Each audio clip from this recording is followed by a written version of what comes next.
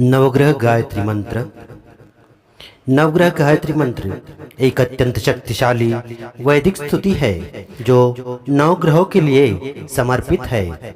यह मंत्र प्राचीन काल से चली आ रही वैदिक परंपरा का हिस्सा है और इसका उल्लेख भिन्न पुराणों व ज्योतिष ग्रंथों में मिलता है।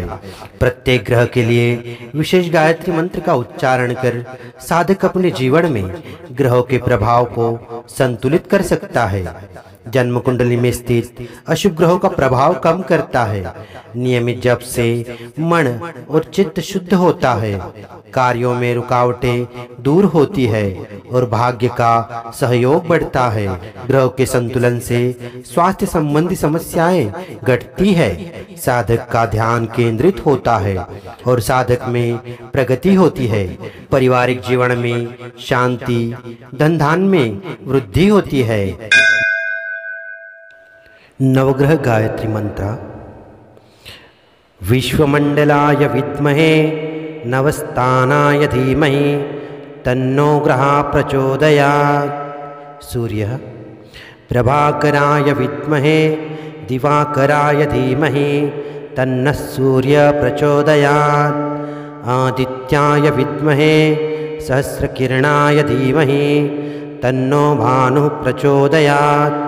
अश्वध्वजाय विद्महे पाशहस्ताय धीमहि तन्नः सूर्यः प्रचोदयात्। भास्कराय विद्महे महद्युतिकराय धीमहि तन्नः सूर्यः प्रचोदयात्। चंद्रः विप्रराजाय विद्महे निशानाथाय धीमहि तन्नः सोमः प्रचोदयात्। क्षीरपुत्राय विद्महे अमृतत्वाय धीमहि तन्नश्चंद्रः प्रचोदयात्। निशाकराय विद्महे कलानाथाय धीमहि तन्नः सोमः प्रचोदयात्। शीतप्रभाय विद्महे षोडशकलाय धीमहि तन्नः सोमः प्रचोदयात्। अंगारकः अंगारकाय विद्महे शक्तिहस्ताय धीमहि तन्नो भौमः प्रचोदयात्।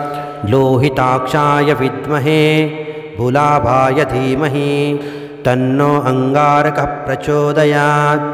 वीरध्वजाय विद्महे विघ्नहस्ताय धीमहि तन्नो भौमः प्रचोदयात्।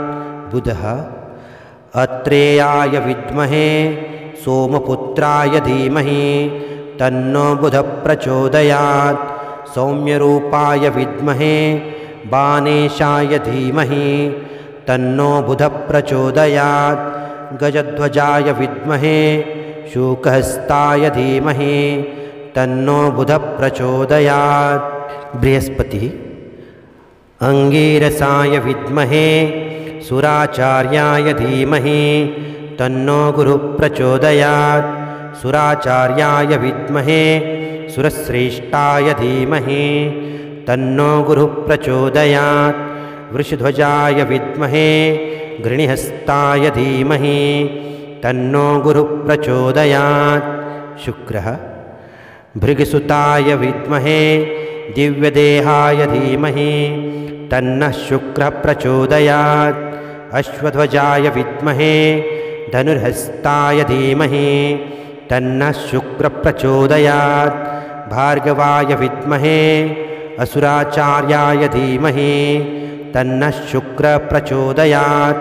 शनिः शनैश्चराय विद्महे आयापुत्राय धीमहि तन्नो मंदः प्रचोदयात्। कश्यपाय विद्महे सूर्यपुत्राय धीमहि तन्नो मंदः प्रचोदयात्। काकध्वजाय विद्महे खगहस्ताय धीमहि तन्नो मंदः प्रचोदयात्। भगभवाय विद्महे मृत्युरूपाय धीमहि तन्नः शनिः प्रचोदयात्। राहुः भृगुपुत्राय विद्महे संहिकेयाय धीमहि तन्नो राहुः प्रचोदयात्। शिरोरूपाय विद्महे अमृतेशाय धीमहि तन्नो राहुः प्रचोदयात्।